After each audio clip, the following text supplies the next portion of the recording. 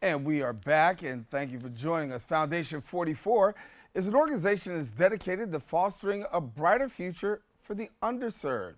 Their mission is to empower young people and their families, driving transformative shifts in mindset and motivating them to enhance their lives. Joining us is the founder and president of Foundation 44, the Legacy of Floyd Little, NFL Hall of Famer DeBorah Little joins us now. And we thank you for joining us, DeBorah. Thank you so much for having me. Glad to have you sharing with us. And so I want to take the time and say that, I've known you for a while now, and knowing you to be that person that's always been innovative and boots on the ground. You've taken the legacy of Floyd, who's your husband, and taken it and gone on to have Foundation 44. So for somebody who may not be so familiar, please walk us through a little bit about Foundation 44 and how it got started. Thank you. Thank you so very much again for this opportunity. I'm very happy to share more information about Foundation 44. In January, on January the 1st, 2021, the love of my life, Floyd Little, passed away from cancer. And for the next about 2 years, I just was upside down and inside out, and I just didn't know what to do with my life because we did everything together. So I just resorted to what I do in my life, and that is sit still, get very, very quiet, pray, pray, pray, and patiently listen for the Lord's words in my life in terms of what do I do now. And that was my question: what do I do now? How do I live my life going forward? And so um, what I heard was to give back and give abundantly.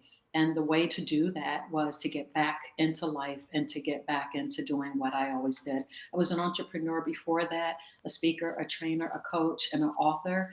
And now it was time to put aside for profit and start going forward and talking more about Floyd Little, the character of the man, his morals, his values, his beliefs, and all that he represented in my life as well as in the lives of so many others who he met and touched.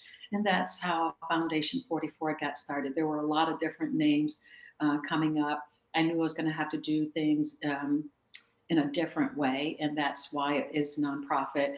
And just one day, it just came to me. It's not Floyd and DeBorah Little, and it's not any of the other names I was coming up with. It was all about Floyd Little and his legacy and going forward teaching a lot of the principles that he also taught. He loved working with youth, college students, high school students, community kids.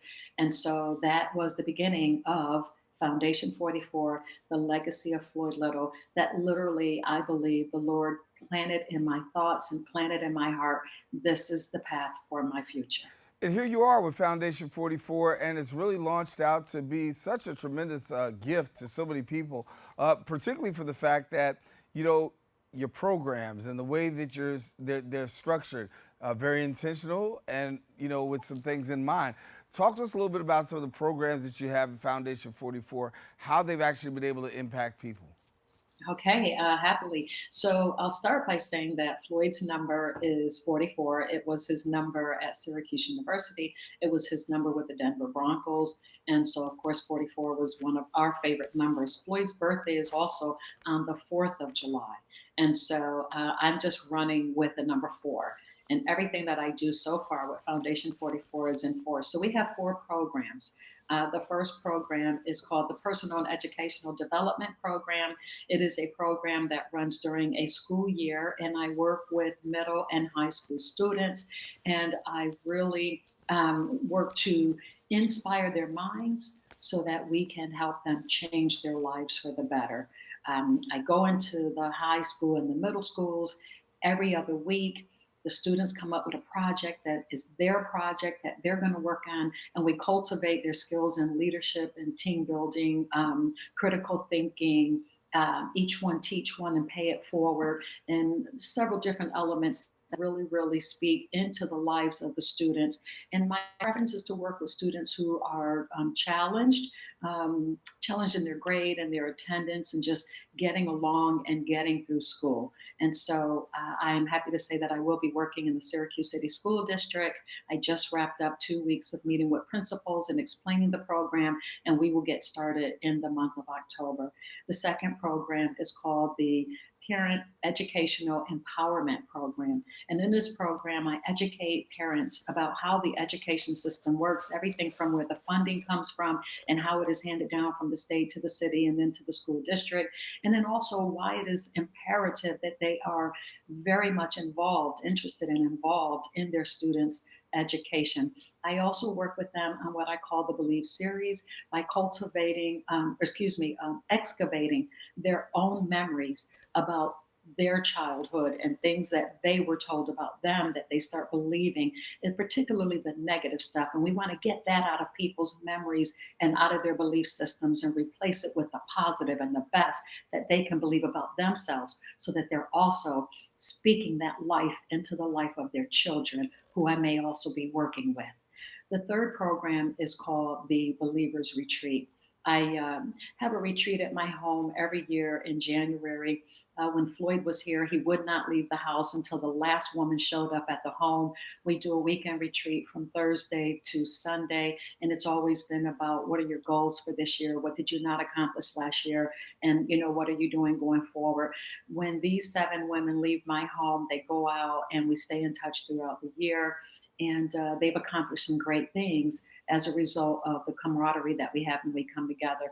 Well, I'm repeating that program under Foundation 44. It's called the Little Sisters Believers Retreat. So I work with young ladies who are ages like 14 to 16, and we do exactly the same thing. And my sisters from around the country who come to my home in January will now come to my home in around August, September, just as the school year is starting. And they will serve as the mentors and the facilitators for the Little Sisters Believers Retreat, where we do exactly the same thing. We prepare them for their education and help them with a vision for their future, and just really help them in every way that we can.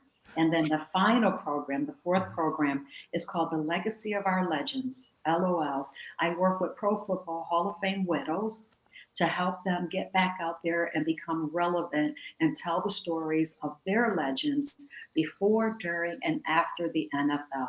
When you are the spouse and your spouse passes away, your life completely changes. There are no longer invitations that come to me for Floyd because Floyd is gone. So I don't get invited to things with the Broncos. The Hall of Fame does invite us back every year, but then all those other opportunities throughout the year, we just don't get invited to. Your life just changes dramatically in social, financial, emotional, in every way.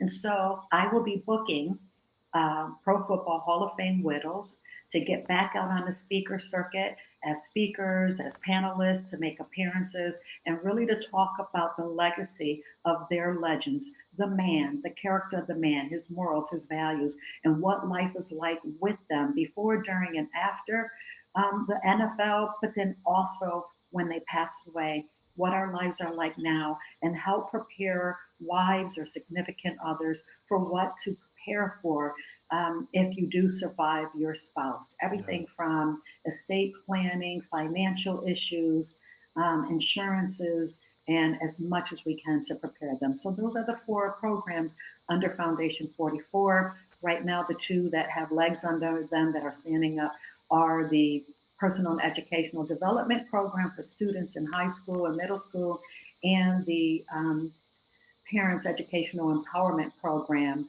I'll also begin working with some parents here in the Syracuse area in the middle of October. Talk to me a little bit about this here, because as you talk about the work that you're doing, obviously it's some very intentional work, and it's some work that really impacts young people.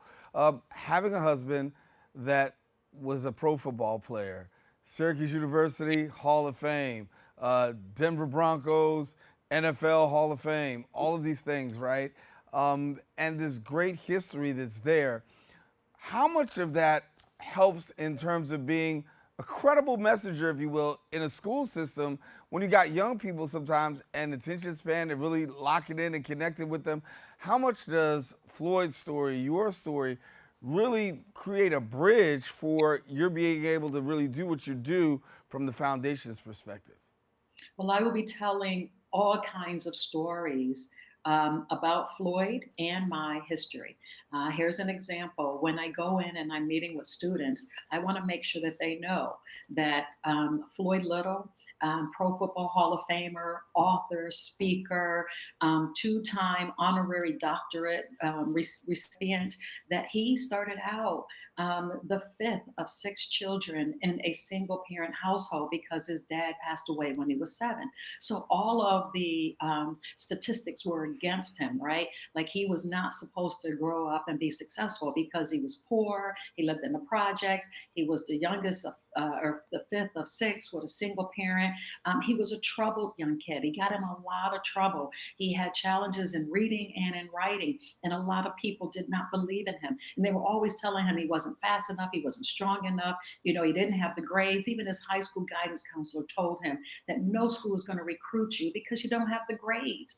And so you need to start looking into maybe being a janitor or some other kind of menial job, right? Not that there's anything wrong with being a janitor, but they just really were not believing in him. So one of the things that Floyd always talked about when he was mentoring and or speaking is don't listen to the naysayers, because he had plenty of those. And Floyd used those naysayers and the words that they were using against him as fuel. They fueled him. They gave him fire to work harder and harder to prove them wrong. And what happened is there was a teacher that believed in him.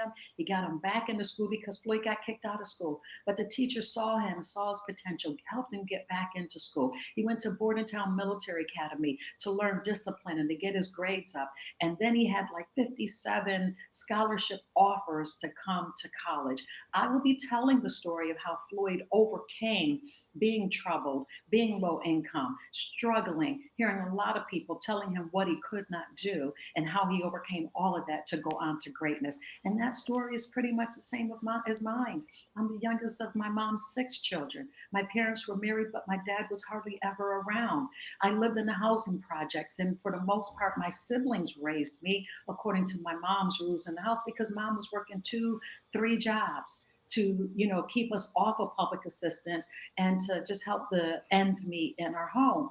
And for me, oftentimes when people were telling me what I couldn't do or what I couldn't believe, I kind of believed some of that junk, right? But then I had to overcome it. I was very fortunate to have siblings who believed in me. And then I got involved in so many of the programs that were offered through social programming, right? Like OCEDA, where you get a job over the summer and then they pay you, and I'm learning secretarial skills, or just getting involved in different programs that got me off of the streets and into camps over the weekend, or camp for the week, and all these programs that just really helped me to improve my network, improve my knowledge, improve my skill, and got me invested in myself and helped me to believe in myself. And so a lot of these stories, and that's just one story from Floyd's history and one story from my history, that led to both of us being able to leave our home and achieve great things.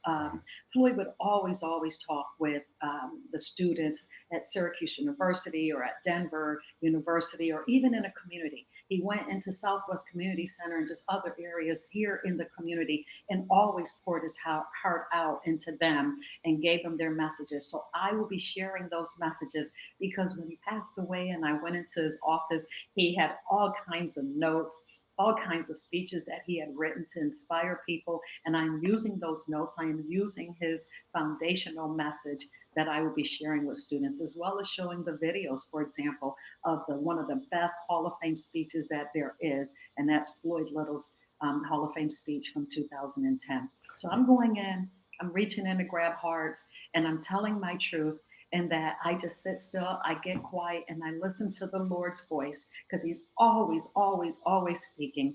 And when it's good and it's for the betterment of someone else, for you to go out and serve, then when I follow that, then I get that heart and I massage that heart and I look into their eyes and tell them how much Floyd believes in them, how much I believe in them, how much the educational system believes in them. And greatness lives within each and every one of them. Foundational message that Floyd always shared. And so, yes, you can. And we're going to watch you perform and be great. So just bringing the best that we have to offer from me and all the stories that Floyd would tell.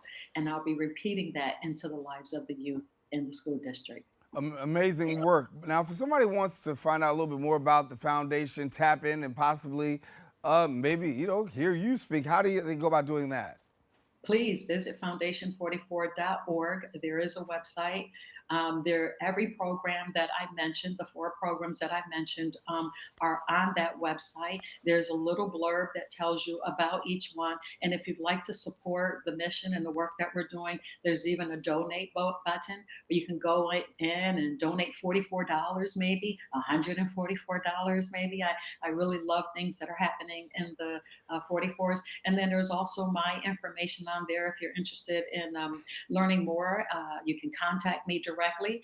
And you might be, soon I'll be posting some of the messages that I have been delivering, talking about Floyd and also talking about Foundation 44, but also talking about how we are great and that greatness does live within us. And we can achieve whatever it is that we dream of when we believe the best about ourselves. So visit foundation44.org. All righty. DeBorah Little, we have to leave it there. If you've just joined us, been talking with DeBorah Little. She is the widow of NFL Hall of Famer Floyd Little, played for the Denver Broncos, star there, and then also Syracuse University. Thank you so much for being with us, DeBorah, and glad to have you. Congratulations on the great work you're doing. Thank you so much for this opportunity. I love you, brother, and thanks for the good work that you're doing. Thank you much. We'll talk soon. All righty. Yes, so look, we're taking a quick break. We'll be back with more right after this.